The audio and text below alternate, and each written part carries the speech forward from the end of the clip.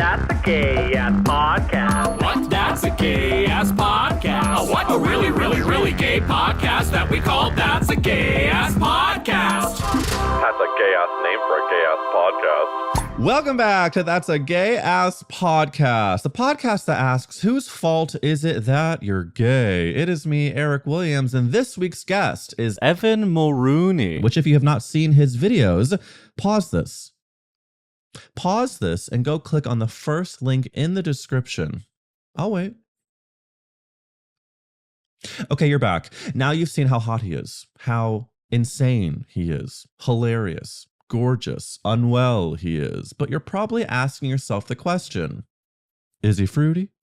Well, I asked that question and many more in this interview, but if you want the horniest, most invasive questions, we've got a 10-minute extended interview over at Substack, also linked in the description below.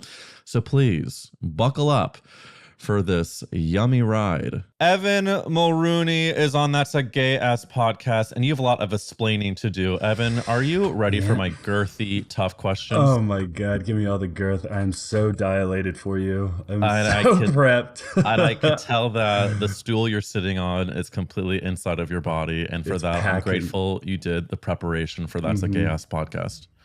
Thank you for having me.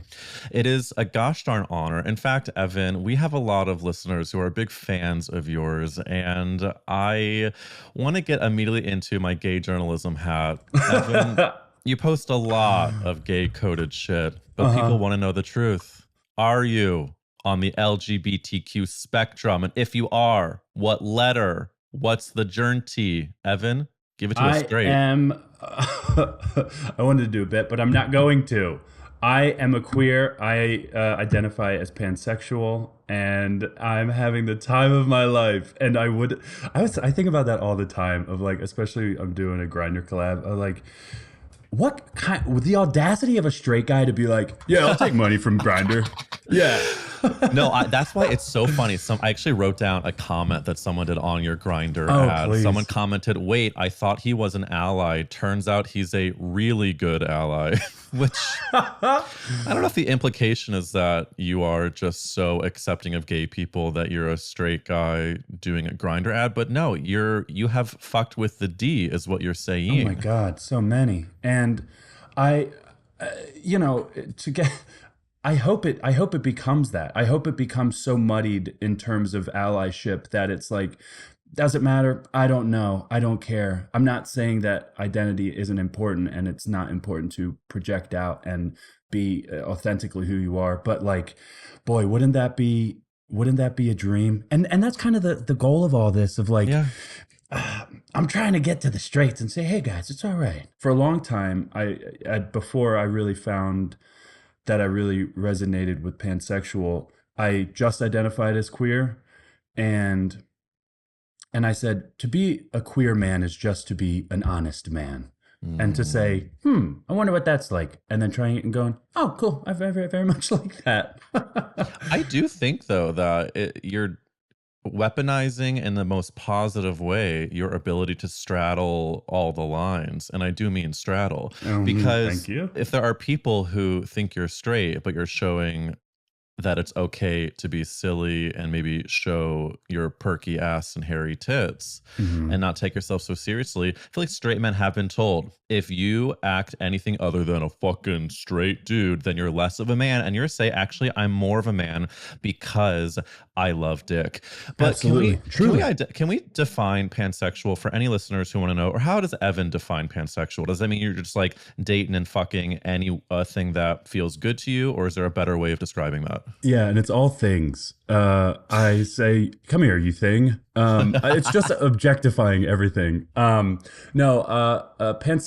is being attracted to the person. It's more, as my therapist would say, hearts, not parts. And my other friends would say, I strongly disagree with that. It's all parts for me. All my gay friends. It seems like you probably love parts. I love parts. Are you kidding me? I'm addicted to parts. But you don't rank them. You don't rank the parts. You just love parts. Yeah, I'm not going to get into part politics here with you. I'm not going to get into the ranking because I don't want to. I don't want to ruffle the feathers of the gay ass podcast universe. And why would you? And why would I even why ask would that? you? But I do think parts are. I love parts too. And I Yeah, think for it's actually sure. fun to every chapter of our life see which part speaks to us at which time, and it could be all of them or one more than the other. Yes, absolutely.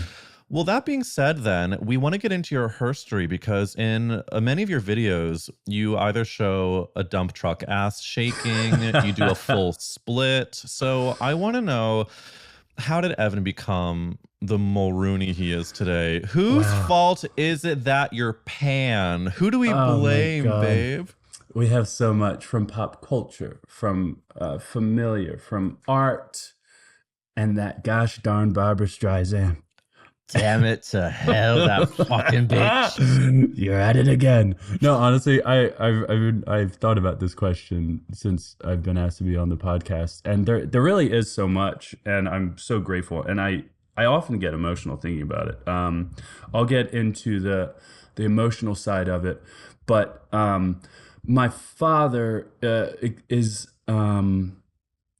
a very worldly man, and he exposed me to a lot of art, queer and otherwise, and different music sensibilities, and taking me to art museums, and exposing me and my brother and my sister to as much as he could, to show us what is out there, and so many things excited me, and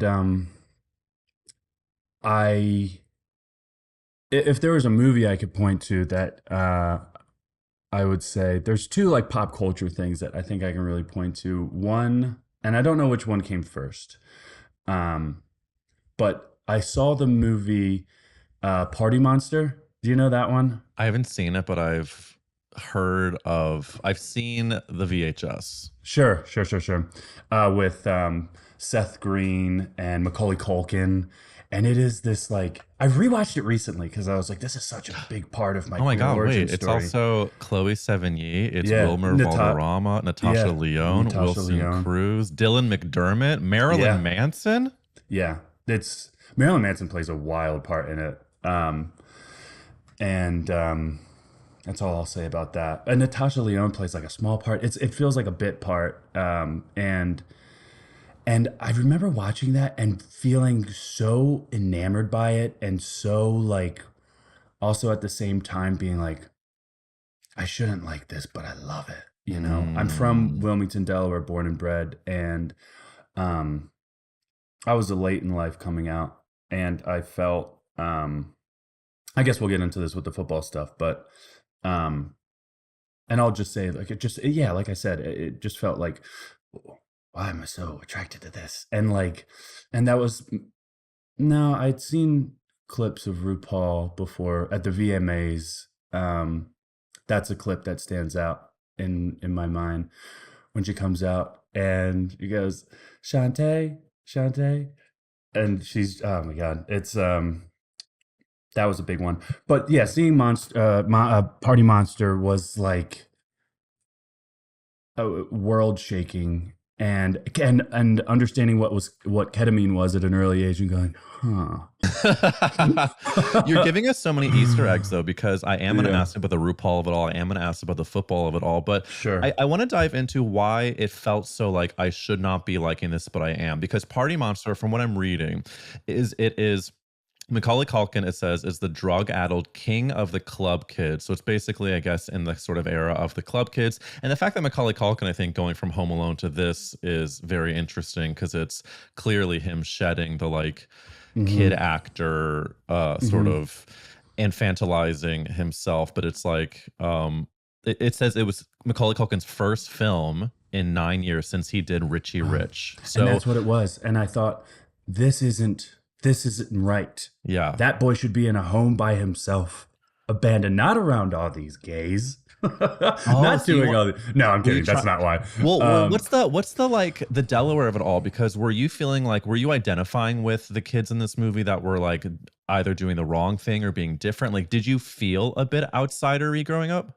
Yeah, absolutely. Well, last pop culture thing, and this was my like flag pole in the ground that I was like, this is a moment that has truly stuck out for me and for my whole life, and it will. I remember I was like between 9 and 12 years old, and I was in my family room by myself, and I was flipping through the channels, and I stopped on the Liza Minnelli special. I remember watching her, and she like just finished up a number, and I went, wow, she is one hell of a performer. And like I said it out loud, and I was almost like, oh. Wait, how old are you at this point? I was like 10 or 12. And I I'm went, just picturing you as a serious 10-year-old wearing your tiny size robe. Damn, she's a hell of a performer. I'm smoking a huge cigar. Exactly. You've always been drawn to theatricality. Yeah. Oh my God. Yeah. Big performances, people that are very loudly themselves. I've always loved that. And you know what also has surfaced recently from the family archives of the Mulrooney clan is there's a video of me jumping on a bed. I must have been like 4 or 5, and I must have just found out what the word gay was. And I kid you not, Eric, I'm jumping on the bed and I'm singing, I'm gay, I'm really, really gay. And I saw this a couple months ago, and I started crying, and I was like, wow, this kid knew something. Isn't that wild? I mean, I have chills. I have chills. Thank you. That's art, baby. And baby, that's art. Because in a way, what's so chilly willy about it is that at 4 years old, you weren't saying I'm gay and it's bad. I'm gay and you were saying I'm gay, I'm gay, I'm gay, and I'm so gay. Like you were celebrating. And I was doing it. the rich man's fruit. Yeah, you were giving Fosse, and I think that that's a testament to your fucking parents. And if we do shout out your dad who gave you the love of artistry, why do you think that your dad in Delaware of all places was able to be like, listen, I'm a guy in Delaware, but I'm gonna let my kids fall in love with the broad spectrum of humanity and not just sports or manly shit, quote unquote? Wow, that is really making me emotional. I kind of lost the question, but he put his foot down. I mean, he's just such a lover of art and a lover of people, and wanted to share with us that, oh my gosh, this is unexpected. And I'm just so grateful to be able to talk about this and to know where I come from, and to know how hard I've worked on coming out and being out. And and that's what's beautiful about it, about my father, is that, you know, Delaware is obviously a liberal place, and some of his best friends are gay, and for whatever reason, Eric, I was like, this is inaccessible to me. I wish I could do that. But I think it was like the crews I fell in with that were very sport dominated, and up until like 6th grade, I acted out a lot. I got in trouble a lot, and then I hit a growth spurt in 6th grade and got good at football. I got large, and that's key number 1 to being pretty good in football. Especially in a small place. A lot of mass, and baby, we had it. In droves, we had mass. But football kind of straightened me out, and through football, and to touch back on your question, that's where it was like, that's what really introduced me to the patriarchy and this toxic masculinity and boyhood masculinity, you know? Mm-hmm. Yeah. This very much like, it's me against the world. Keep it to yourself. Don't brag. I often have, that was one thing I think that rubbed off on me from my father's upbringing, was this like Catholic sense of guilt and don't brag, don't brag about yourself. And I thought bragging was proclaiming who you are. Oh, and yeah. and it felt very, not that I was raised Catholic. I was raised Episcopalian, which is like the gayest form of Catholicism. Is it? See, Yeah. I always get excited to learn about the different stereotypes because as a Jewess, I really don't Yes. know. So Episcopal is the gayest form. Yeah, it's liberal Catholicism. And thank God. Yeah, there's a lot of gay, and Michael C. Hall in 6 Feet Under is an Episcopalian. Even though there is some homophobia in that, they are much more accepted. But like one of my dad's best friends was a minister or whatever in an Episcopal church, and she's a lesbian. And I went to her wedding in a Catholic, or not a Catholic church. The Catholic church then burst into flames, so we had to go to the Episcopalian church next door. And that wedding was the first wedding I was ever high on pills at. Oh, well, we want to get into And then millions of other weddings. We do want to get into the pills at weddings, but I also Yeah. think it's important for us to shout out lesbian clergy members. I think my I can say with my entire chest that the best religious leaders are rug munching women, and I say that with pure respect and love. Yes. There is the huge gay synagogue in New York City, CBST. I think she just retired, but they're like No kidding. big ol' Rabbi Star is a huge lesbian and a fucking icon. I also want to make sure, I think when I asked about your dad, I think that it's important. We shit on straight men a lot on this podcast because obviously with the patriarchy and a lot of the homophobia is basically from the straight men growing up.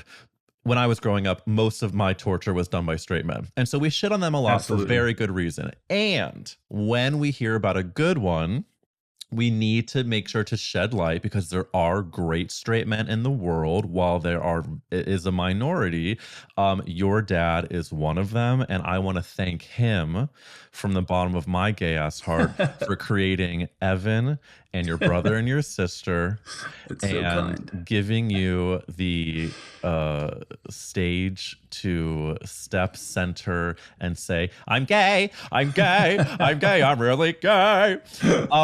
Let us get into the footballing of it all. So you Yes, obviously had a lot of the macho-ness put into you through the football sport, but was there any secret dick being put into you behind the scenes, or were you the only queerdo on the team? That's a great question. Not in high school. There has since been at least one teammate of mine who has come out, who I think is now married, who I still keep up with, and a couple other gay kids, as there typically are in an all-boys private Catholic high school. Sure. More on that later. But no, was very, it was like little, it was always, people were always like, are you gay? And I'd be like, no, I have a girlfriend. Of course I'm not gay. And a lot of like people telling me, hey, like, turn it down a little bit. I remember there was a party I was at that I was hosting, like a pregame, and unfortunately they're now not quite in vogue, but I was blasting Village People, and I was getting all the boys into it, and at a certain point, my girlfriend at the time was like, hey, she like grabbed me by the arm and was like, hey, can you like tone it down a little bit? And I was very offended by that because I was just having fun. I was just a guy having fun. Was she being like, will you tone it down because you sound like a fag? She said, enough of this. And there was also times, Eric, in like college where I was like, man, if it wasn't for fucking guys, I'd totally be gay. And like I really stood by that. Meaning that personality, you like to sort of be expressive, which is absolutely. canonically gay, but you were like in the back of in your head, you were like, but I don't actually want to fuck a guy, so I'm not gay. Yeah, right. Because that wouldn't be cool amongst my peers. That wouldn't be accepted. And it was a constant. And it's so funny. Like football's the fucking gayest. Football's so gay. And there's a lot of videos that I do that is about that. Like, hey, No, I saw one recently about the NFL, like the people being interviewed talking about how they want to slap their teammates' asses. And yeah. it is, but it's also like constant. wrestling too. My high school had a huge wrestling program, and it was cool. just like so macho. But of course, deep down, it's like you're literally in lycra, You're just rubbing. rubbing and rubbing, And rolling, baby. Were you, when you were jerking your gurk in high school, was it all jerking off to women because that's what you were supposed to do, or were you shamefully exploring other avenues in the privacy of your own brain? Yeah, absolutely. It was a real hodgepodge upstairs, and I think it, like, to really condition myself, I was just filled with so much shame. And yeah, the worst part is that it was all societal shame. Of course, being in the sports world, you know, and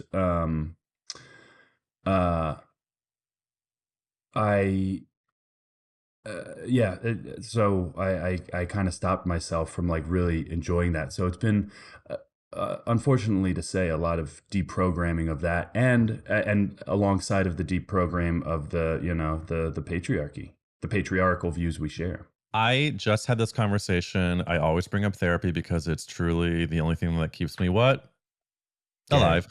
Being gay. And I had said to the therapist literally this morning, I was like, God, it's like such a shame that I have to deprogram myself essentially. And he was like, actually, what if you don't treat it as a shame, but just like a gift to be able to say, oh, that's not my voice and this is. And how cool is it for me to be like, wow, I can see these thoughts pass by and then still be gay as hell, you know, and do whatever the fuck I want. So I think it's like a powerful reframing of like, all the deprogramming we have to do is incredibly hard work, and I'm not taking away from that, but it is a gift to be able to say, this is who I actually am and this is what I was told. When did you end up coming out as pansexual? When did you allow yourself to really embrace the queer side of you? I came out it was like right after the pandemic, I think that was a lot of time alone. Well, I was living with an ex at the time, girlfriend, and I, you know, as you're sheltered in place, it's like, not only is there a big world out there, but there's so much that I want to explore. And I had made out with guys previously, at times, but never really gave myself the grace to take that next step because of what? Programming. And so I remember going on walks with friends and being like, I just know I'm not straight. Like, it's not it. And to be quite frank, I was really teetering on like queer and bisexual for a while, but bisexual felt so kind of constrictive for me, and it leaves out a whole sea of people that I've been intimate with and have dated, and the pansexual connotation really resonated with me somewhat recently. And at first it just felt too mythical, and it felt like too like, I'm just going to say this so people don't go like, what's that? They're just like, okay. Yeah. But now I really quite feel strongly is that who I remember hearing the term first when I was a go-go dancer in Chicago, and being like, huh. And it was like kind of an earworm. And I think I got checked into the box of bisexual for a while. And wait, did you say you were a go-go dancer? I was, yeah. And in what settings? In the settings of a gay bar called the Lucky Horseshoe in Chicago. And you at the time, oh, I see. So you were like, okay, I'm go-go dancing at this gay bar. I'm showing them my goodies. And I am presenting and publicly identifying as a straight guy that's gogo'ing at a gay bar. Yeah. Great. And I felt like I felt even more shame about saying I was straight, you know? And it was just like, because that felt so disingenuous for a long time. Well, because you knew deep down that there were these opposing forces in you that were saying, I'm supposed to be identifying as one thing, I know the truth. And that's the whole thing about fucking growing up queer is we know what the truth is deep down. The world is telling us, ignore that, don't do that. And then we have to sort of grapple with the fact that hopefully one day we will be able to be honest to the outside world and not just to ourselves. Totally. May I ask you what it is that you're deprogramming?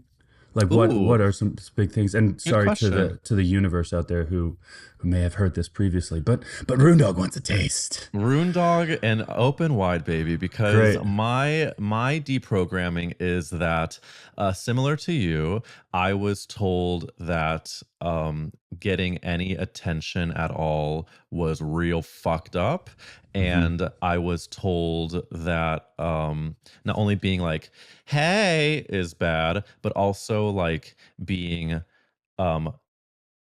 low stress and happy was just not the part of being successful. Wow. The most important thing to be is successful professionally and also be so stressed out that you can't enjoy your one life, because that stress equals ambition, which equals value, meaning you have no value without great career and high amount of anxiety. I think that's my deprogramming, because I'm like, I'm literally talking about this every week in therapy. I'm like, told that like, okay, being too flashy and showy is bad, too gay is bad, talking about sex is bad. On the Substack series, we talk about sort of shame with hooking up, and I sometimes feel embarrassed that that's what I do, because I'm like, am I lowbrow? Which again is my own programming of like, am I not valuable because I'm not X, Y, and Z type of successful? So I think that's the big thing, is like being too gay publicly. And I mean, that's really it, being too gay publicly. And then the work stuff is a big thing of just like having to prove my value. And it's the patriarchy that strikes again. Yeah, it is. For you know, falling into boxes and for presenting a certain way. So you feel like you've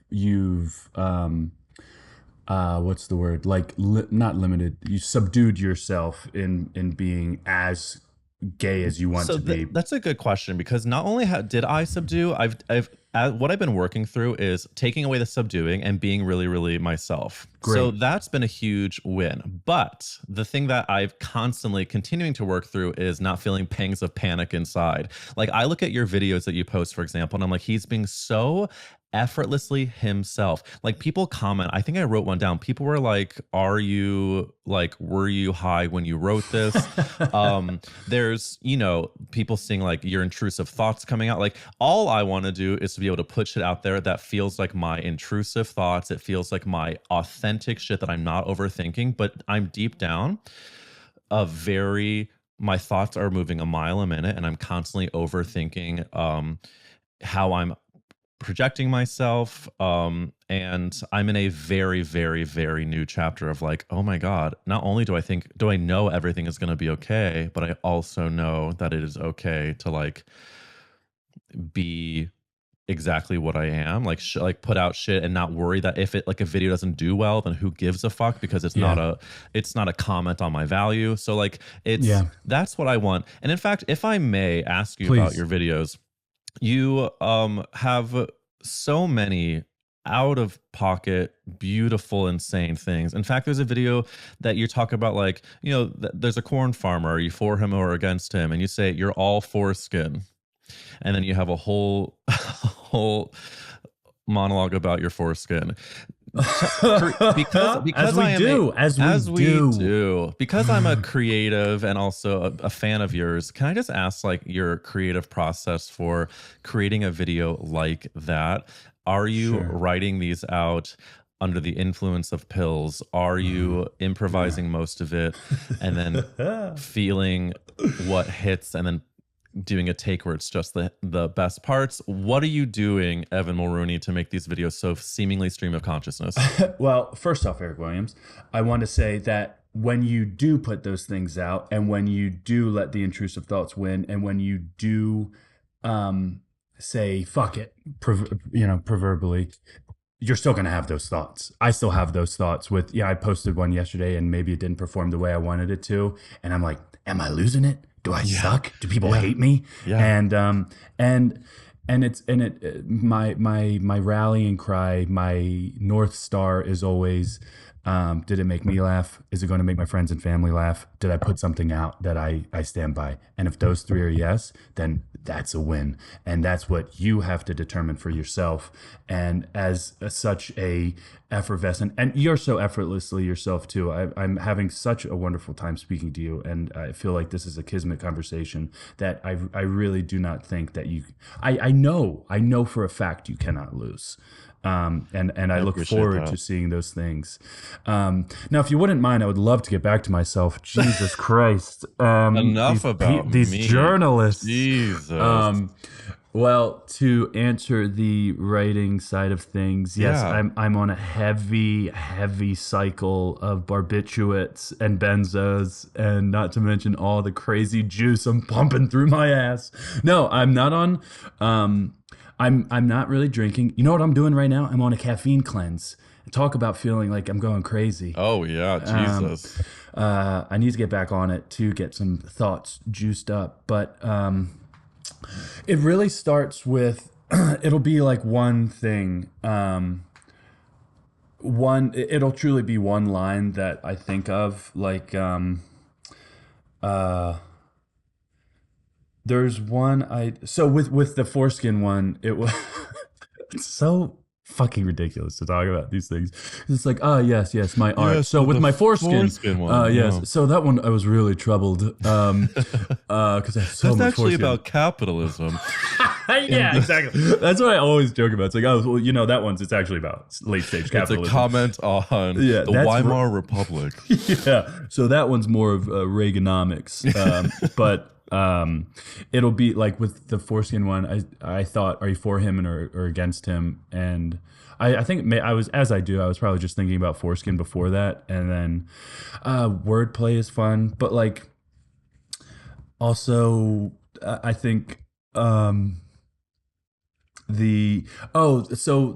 character that I do where I walk up to the camera and say a bunch of awful shit, that all started from.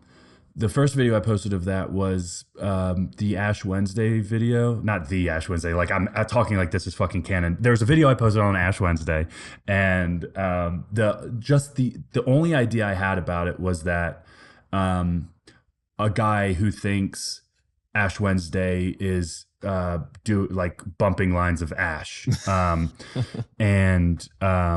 and is like hopped up like he's on coke, but it's ash. And I got my brother to hold a camera in front of his home, and I said, "Can you just record this?"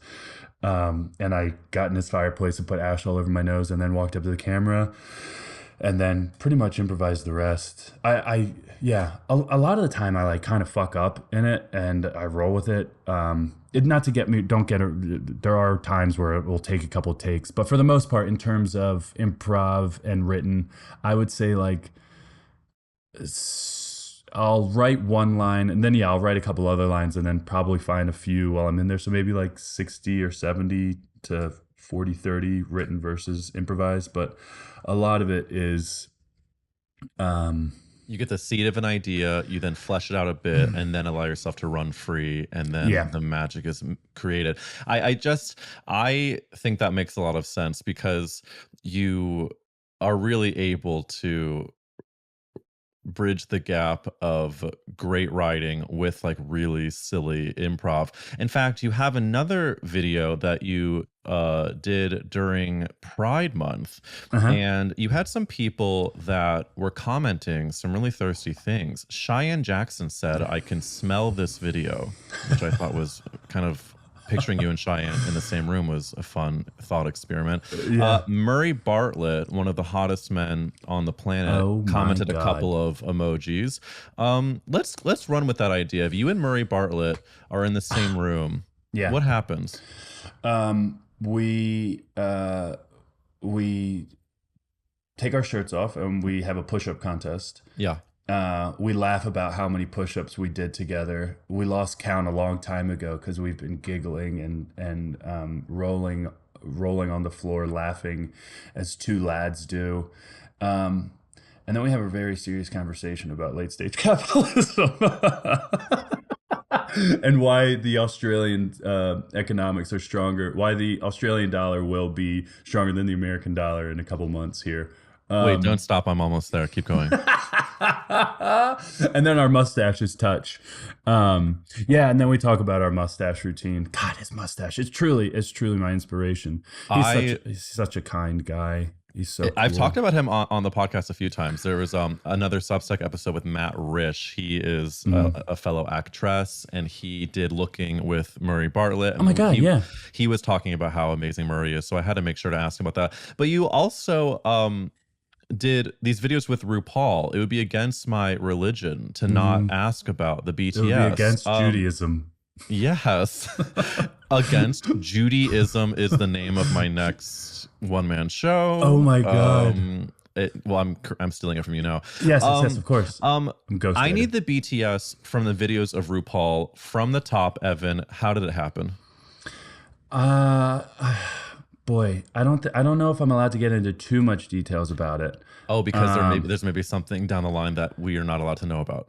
I can neither confirm or deny nor say anything about And it. I will I'm a respect- law-abiding citizen. I will respect those boundaries. So you Thank you. basically found yourself in a room with Ru, and the rest is history. Yeah, I was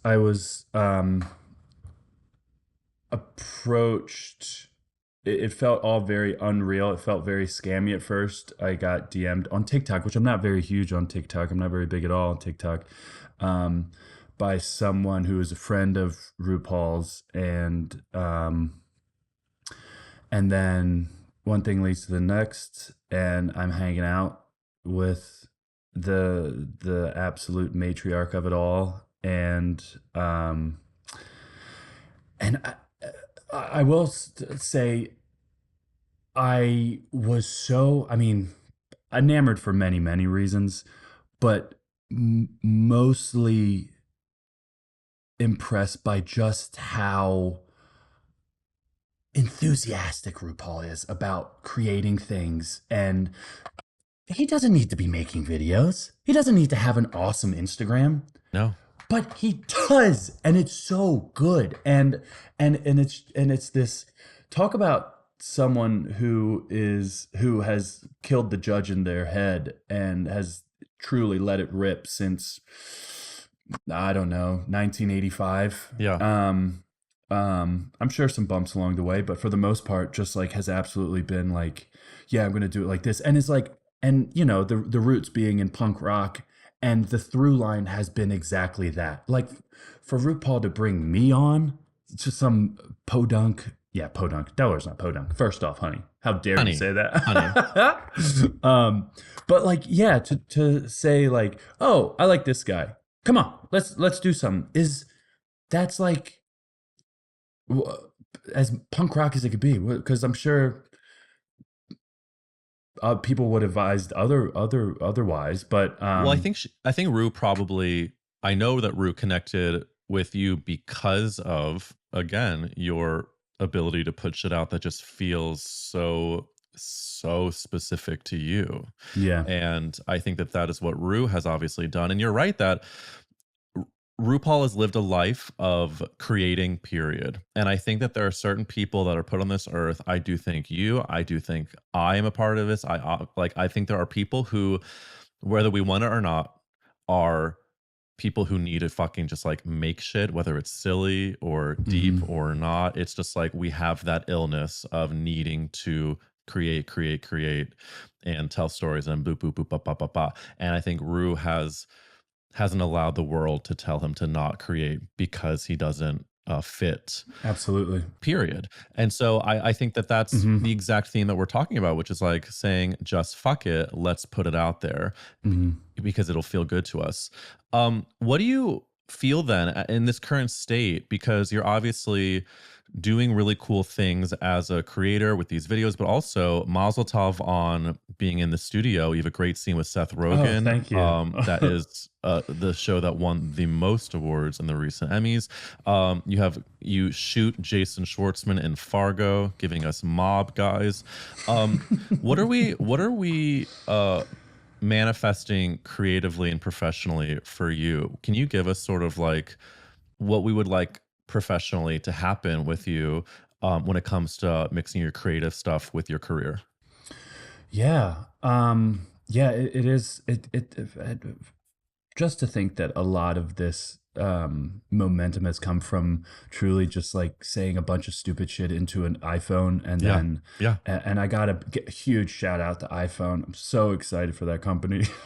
They're really doing some important, exciting They're work. very punk rock.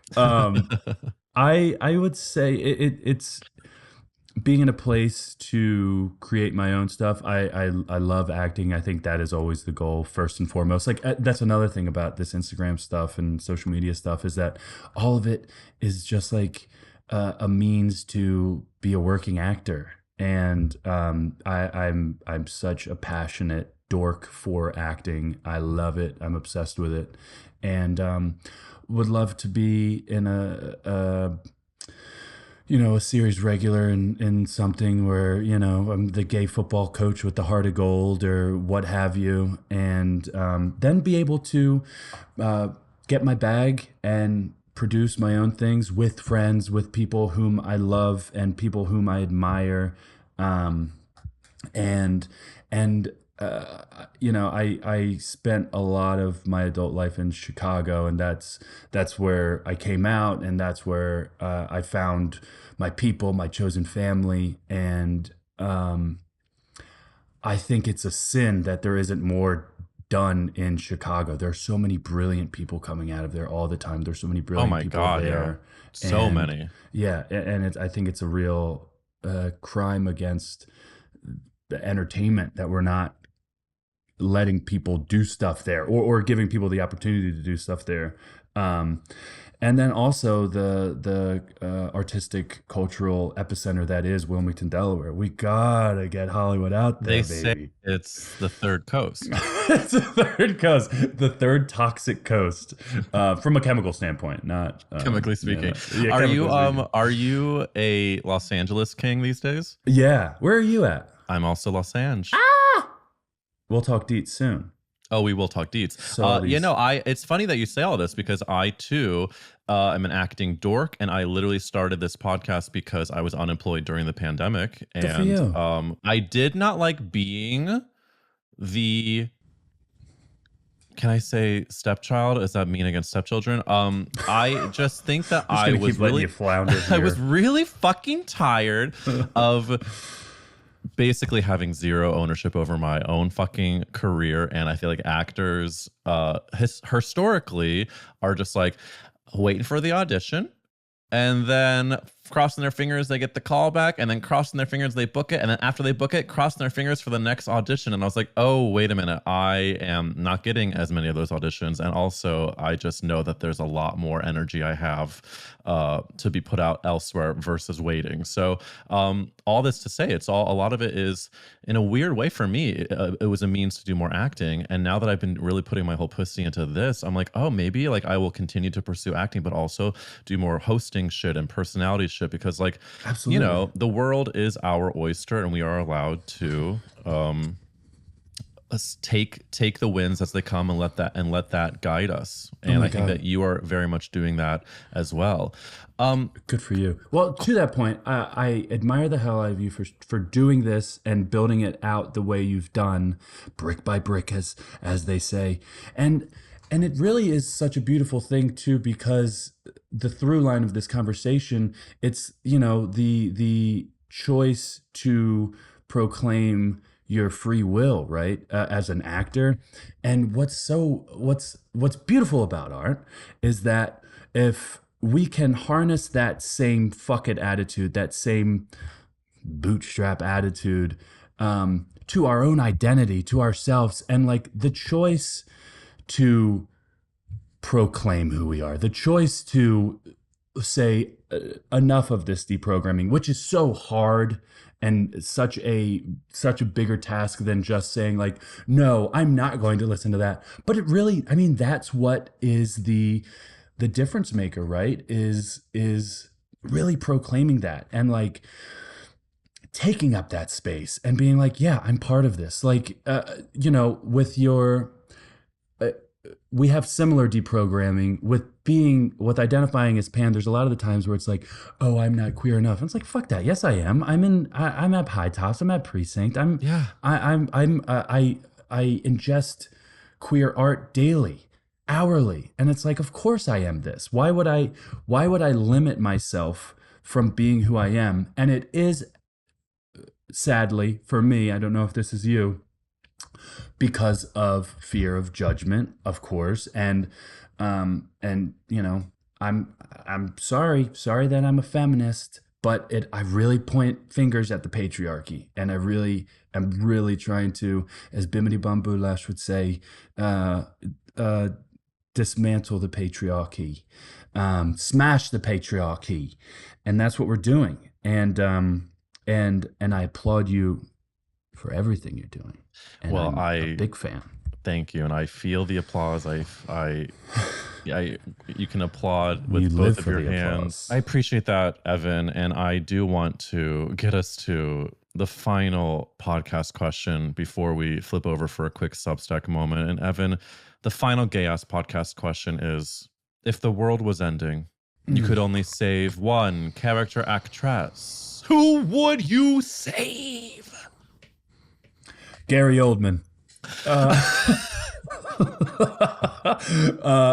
That is an answer, but my real answer is, of course, the incomparable, the unstoppable, the sensational, the cunty, Margot Martindale. Oh, Margot. Just heads goddamn above the Martindale. rest.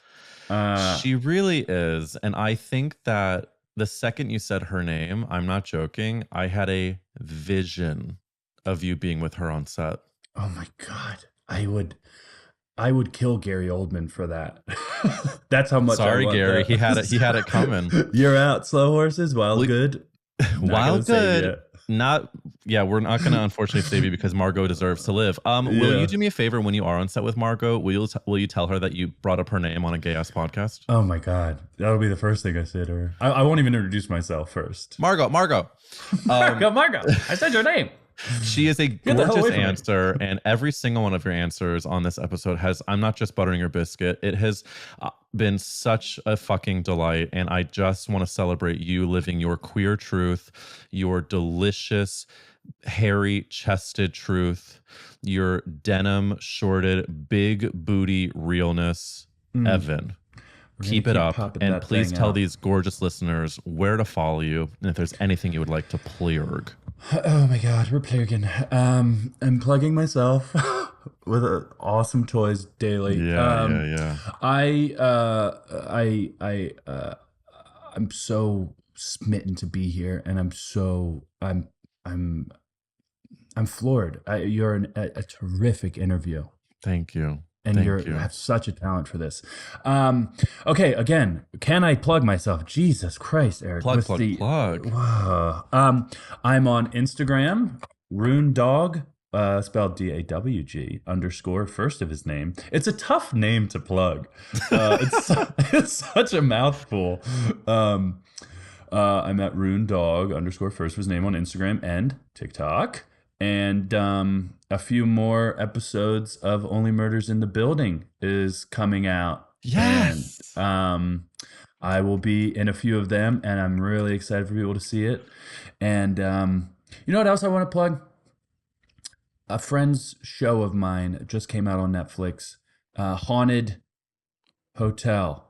Oh, yeah. Let's plug Haunted Hotel. We're plugging. Double thumbs it up and check it out. All right, y'all. We are plugging our friends' shit. We are plugging Evan's gorgeous shit on Only Murders in the Building. We are linking all of that in the description. Go follow Evan and go to Substack to hear the rest of this chat. We love you. We love you, Evan. Bye. Bye. Thank you so much for joining me on That's a Gay Ass Podcast. If you enjoyed this interview with Evan Mulrooney, there are 10 more minutes of juicy, horny questions over on Substack, which is links in the description. You will also find this week's bonus episode with Coach Kevin Martin. Y'all, he's a gay sex coach and content creator, so you can get great advice from him and then watch him jerk it on the internet. Hello.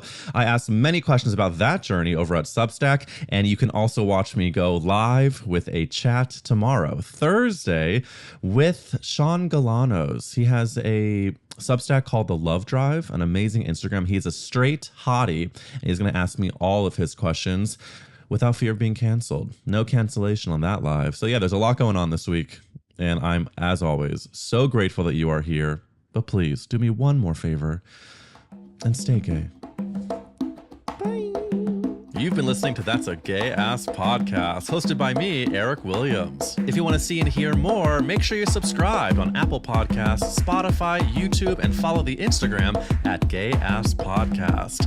For more gay assery, the Real Girlies are over on Substack, where you get bonus episodes every single week and live chats with me and other gay ass guests. That's a Gay Ass Podcast is executive produced by Eric Williams and produced by Nathanael McClure. We'll see you next week.